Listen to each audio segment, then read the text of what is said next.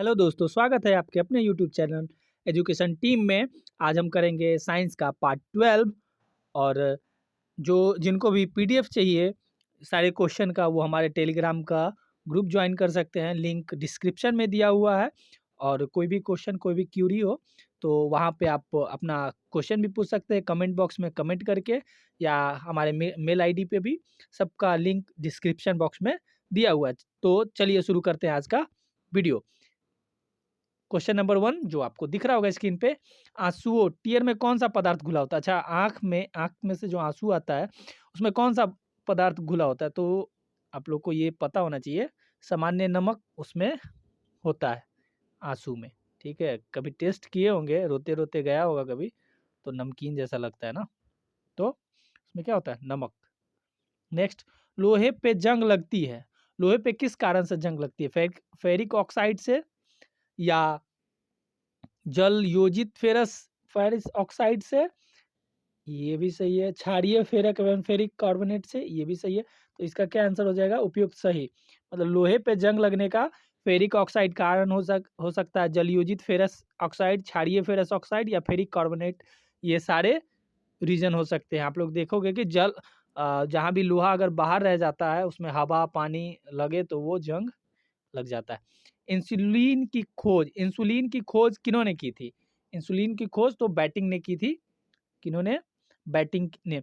और जिसको भी शुगर का प्रॉब्लम हो जाता है ना, चीनी वाला, तो उनको क्या इंसुलिन बनना कम हो जाता है, तो उनको इंसुलिन का इंजेक्शन, ज़्यादा सुई, मतलब अगर ज़्यादा शुगर ज़्यादा बढ़ गया हो तो उनको क्या इंसुलिन का इंजेक्शन देना होता है, इंजेक्शन। तो इंसुलिन की खोज किसने की थी? बैटिंग ने। ठीक है। वनस्पति तेलों को घी में परिवर्तित किया जाता है। अच्छा, वनस्पति तेल को घी में कैसे परिवर्तित किया जाता है? वनस्पति तेलों को घी में परिवर्तित किया जाता है हाइड्रोजनीकरण द्वारा। कैसे? हाइड्रोजनीकरण द्वारा वनस्पति तेल को घी में परिवर्तित किया जाता है। निम्नलिखित में कौन सी एक मिश्र धातु है? अच्छा, जस्ता, स्टील, सीसा, एल्युमिनियम, इन सब में मिश्र धातु कौन है? तो इसका क्या हो जाएगा? बी, स्टील जो है एक मिश्र धातु है। निम्नलिखित में से कौन सी ईंधन गैस फ्यूल गैस नहीं है? अच्छा अच्छा, कौन फ्यूल गैस नहीं है? तो भाप, अंगार गैस, ये तो होगा। ठीक है, प्रोड्यूसर गैस, ये भी होगा। ठीक है, प्रोड्यूसर गैस और हास्य गैस यानी लाफिंग गैस, ये नहीं होगा। मार्स गैस, ये भी होगा। तो इसका आंसर कौन नहीं है? ये क्या पूछ रहा है? कौन नहीं है, तो इसका क्या हो जाएगा? Laughing gas. अच्छा, लाफिंग गैस को और क्या बोलते हैं? लाफिंग गैस का नाम क्या होता है? Nitrous oxide. एक मिनट। हाँ, लाफिंग गैस का नाम क्या होता है? Nitrous oxide. Nitrous oxide. कभी कभी एग्जाम में आ जाता है कि लाफिंग गैस का नाम क्या है, तो वो क्या हो जाता है, ये भी आप इस तरीके से याद कीजिएगा कि लाफिंग गैस को और क्या कहते हैं? Nitrous oxide. हास नहीं होगा, हाँ, हास से होता है ना, तो नाइट्रस ऑक्साइड कहते हैं। ठीक है। निम्नलिखित में से कौन सा तत्व प्रबल क्षारीय ऑक्साइड बनाता है जबकि ऑक्सीजन से जलता है? क्षारीय ऑक्साइड बनाता है जबकि ऑक्सीजन से जलता है, तो इसका क्या हो जाएगा? सोडियम। प्रबल क्षारीय ऑक्साइड बनाता है जबकि ऑक्सीजन से जलता है, क्या? सोडियम। ठीक है बच्चों। स्वेदम क्या है? एक मछली होती है? नहीं, मछली नहीं होती है। एक पौधे का नाम है? नहीं। एक बर्तन को कहते हैं? नहीं। एक माप को कहते हैं? हाँ, मेजरमेंट के लिए यूज किया जाता है फेदम। ठीक है, किसी चीज के मेजरमेंट के लिए यूज क्या क्या करते हैं हम लोग? फेदम। रीचर स्केल, रीचर नहीं होगा, रिएक्टर स्केल होता है। क्या होता है? रिएक्टर स्केल किसे मापने का प्रयोग किया जाता है? तो भूकंप की तीव्रता मापने के लिए। कितने रिएक्टर स्केल पे, आप लोग न्यूज में भी कभी देखते होंगे कि आता है कि कितने 4.3, 3.5, 7 समथिंग, 7 पे, अगर 7 रिएक्टर स्केल पे अगर भूकंप आता है तो बहुत भयानक माना जाता है। ठीक है, तो रिएक्टर स्केल पे हम लोग क्या मापते हैं? भूकंप की तीव्रता। अच्छा, कल कल हम बताए थे शरीर का ताप का तीनों, शरीर का ताप का शरीर ताप का तीनों सेल्सियस में भी बताए थे, फ़ारेनहाइट में भी बताए थे और केल्विन में बताए थे। तो जिन्होंने ये वीडियो 11 वाला देखा होगा, पार्ट 11, उनको पता होगा। तो आप कमेंट में, अगर आपको ऐसे भी पता है तो आप कमेंट में बताइए शरीर का तीनों तापमान कितना होता है, मतलब सेल्सियस में कितना होता है, फ़ारेनहाइट में कितना होता है और केल्विन में कितना होता है। एग्जाम में कभी सेल्सियस पूछ देता है, कभी फ़ारेनहाइट पूछ देता है और कभी केल्विन में पूछ देता है। तो आप लोग कमेंट करके बताइए। डायनामाइट के आविष्कारक निम्नलिखित में से कौन है? डायनामाइट का आविष्कार किन्होंने किया था? डायनामाइट का आविष्कार किन्होंने किया था? तो अल्फ्रेड नोबेल। डायनामाइट का आविष्कार किन्होंने किया था? अल्फ्रेड नोबेल साहब ने। नेक्स्ट चलेंगे, प्लास्टर ऑफ पेरिस प्राप्त किया जाता है। प्लास्टर ऑफ पेरिस किस चीज़ से प्राप्त किया जाता है? तो जिप्सम से। प्लास्टर ऑफ पेरिस किस चीज़ से प्राप्त किया जाता है? जिप्सम से। चिकित्सा व युद्ध में उपयोग के लिए किन किन किरणों पर नवीनतम अनुसंधान हो रही है? अच्छा, किस किरण पे अनुसंधान चल रहा है कि जो चिकित्सा चिकित्सा यानी डॉक्टर के यूज में और युद्ध में दोनों में काम आता है? कौन से लेजर पे? एक्सरे किरणें, लेजर किरणें, गामा किरणें या कैथोड किरणें? तो क्या होगा, ये लेजर किरणें जो होता है वो चिकित्सा शास्त्र में भी यूज किया जाता है, डॉक्टर भी यूज करते हैं इसका, और युद्ध में भी लेजर लाइट का यूज किया जाता है, राइट। रडार में किस प्रकार की तरंगे होती है? जो रडार होता है वो किस प्रकार का तरंग छोड़ता है? तो विद्युत चुम्बकीय तरंग। रडार किस तरह का तरंग छोड़ता है? विद्युत चुम्बकीय तरंग। अच्छा, रडार दोनों चीज़ के लिए यूज़ किया जाता है। जैसे कोई दुश्मन अटैक कर रहा हो तो उसके लिए भी एक रडार होता है जो पता पहले ही बता देता है कि मतलब इधर से अटैक होने वाला है, या कुछ भी सेंसेशन को पकड़ लेती है। तो रडार विद्युत कौन सा तरंग छोड़ता है? विद्युत चुम्बकीय तरंग। आकाश के नीले दिखाई देने का मुख्य कारण क्या है? अच्छा, जो हमको आकाश दिखाई देता है नीले कलर का, उसका मेन रीज़न क्या होता है? तो वायुमंडल में उपस्थित धूल कण आदि के कणों द्वारा सौर विकिरण का परिकीर्णन। जो भी सूर्य का जो प्रकाश है, वायुमंडल के धूल कणों से होके जो वो परिकीर्णन करती है उसके थ्रू, तो उसी के कारण हमको क्या होता है, आकाश कैसा दिखाई देता है? नीला दिखाई देता है। आकाश के नीले दिखाई देने का क्या कारण है? सूर्य के किरणों का परिकीर्णन। सूर्य के किरणों का परिकीर्णन।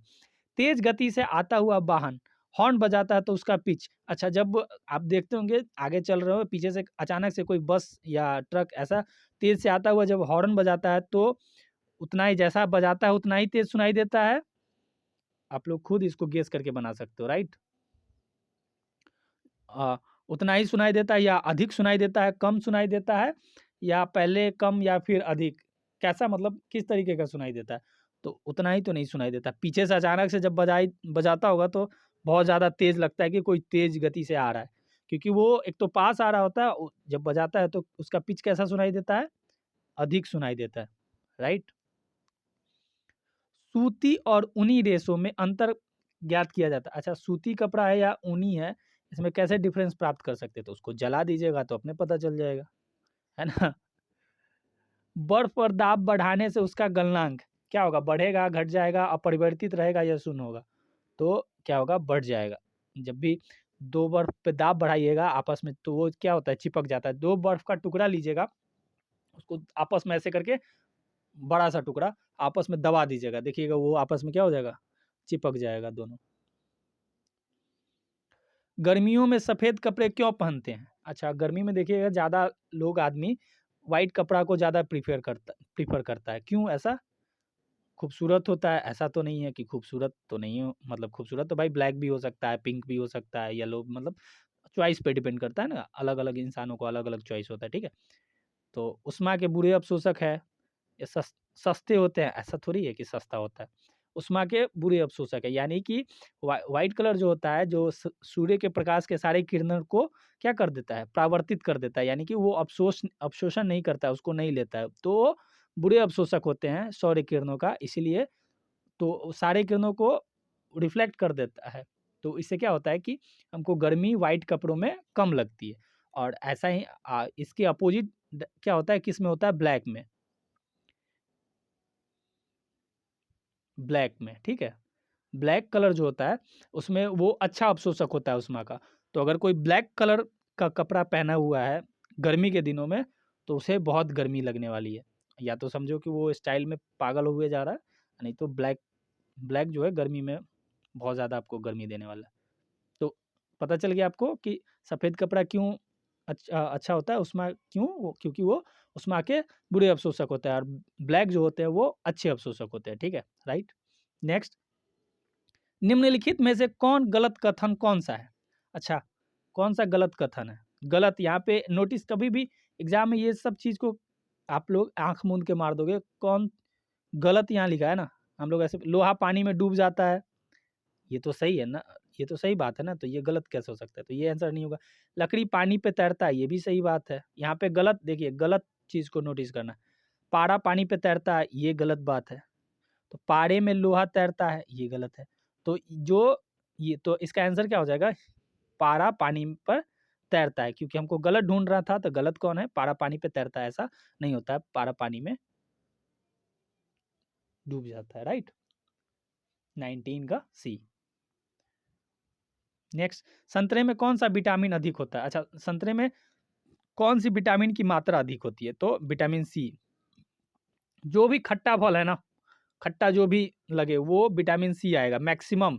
आप आंवला ले लो, संतरा ले लो, नींबू ले लो, सारे किस में आएंगे? विटामिन सी में। अच्छा, विटामिन डी किससे प्राप्त होता है हमको? धूप, धूप यानी सनलाइट,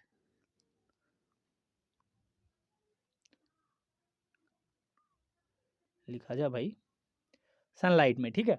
और विटामिन ए, विटामिन ए किस में होता है? गाजर में। गाजर में प्रचुर मात्रा में विटामिन ए होता है। और पता है, विटामिन ए आपके आंख की रोशनी के लिए बहुत इंपॉर्टेंट होता है। तो अभी गाजर मिल रहा है, खूब दबा के खाओ। अच्छा, आप लोग कमेंट करके बताओ, विटामिन बी किस चीज़ से मिलता है? हाँ, मैं बता, हिंट कर दूं? अच्छा चलो, लास्ट में बताऊंगा। नहीं, आप कमेंट करो, विटामिन बी 3 मैंने बताया, आप विटामिन बी का कमेंट करो। Vitamin B, vitamin B complex मैं बता चुका हूँ, एक बार कभी और बता दूंगा। चलो, आप कमेंट करके बताओ। चमगादड़ अंधेरे में भी उड़ सकते हैं क्योंकि उन्हें सहायता प्रदान होती है। अच्छा, चमगादड़ अंधेरे में क्यों, मतलब ऐसा क्या है? उसको तो दिखाई देता नहीं है, तो अंधेरे में कैसे उड़ पाता है? तो अल्ट्रासोनिक वेव से, वो अपने अल्ट्रासोनिक वेव छोड़ता है, जो दीवार उवाल से टकरा के उसके पास आती है, तो उसे पता चल जाता है कि आगे कुछ है या नहीं है। तो अल्ट्रासोनिक वेव से वो चमगादड़ अंधेरे में भी उड़ सकते हैं, राइट। 22, एल्युमिनियम किस खनिज से प्राप्त की जाती है? एल्युमिनियम किस खनिज से प्राप्त किया जाता है? तो बॉक्साइट से। किस चीज से? बॉक्साइट से। एल्युमिनियम बॉक्साइट से प्राप्त की जाती है। ब्लैक होल क्या है? ब्लैक होल निहारिका नहीं, उल्काएं नहीं, सूर्य के धब्बे नहीं, इनमें से कोई नहीं। तो इसका क्या हो जाएगा? इनमें से कोई नहीं। ऐसे ब्लैक होल होता क्या है, ठीक है? तो ब्लैक होल एक ऐसा चीज है, एक ऐसा ग्रेविटेशनल, उसमें इतना ज़्यादा ग्रेविटेशनल फोर्स होता है ना, एकदम अंधेरा, गुप अंधेरा होता है।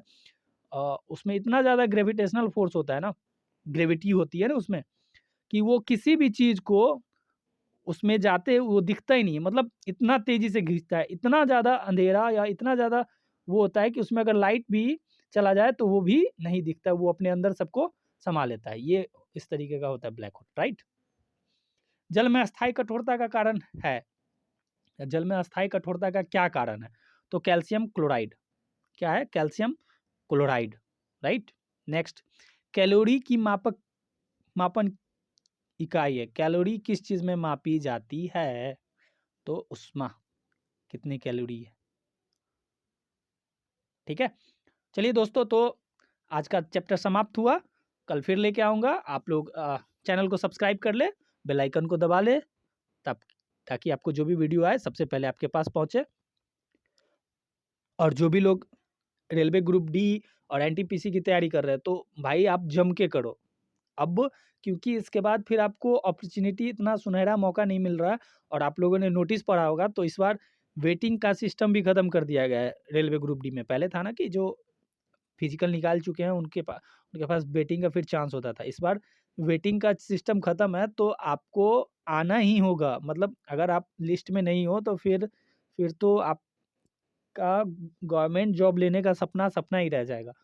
तो ये ही कुछ महीने हैं, कुछ दिन हैं, जो आप अपने जी जान लगा के कहीं भी पढ़ो यार। मैं ये नहीं कहता कि यहीं पे करो, जहाँ भी, लेकिन अपना 100% आप अगर ईमानदारी से मेहनत करोगे ना, तो दुनिया की कोई ताकत आपको जॉब लेने से नहीं रोक सकती। बस ईमानदारी होनी चाहिए। हाँ, ये कुछ दिन है, 1-2 महीने, बस सब कुछ भूल जाओ।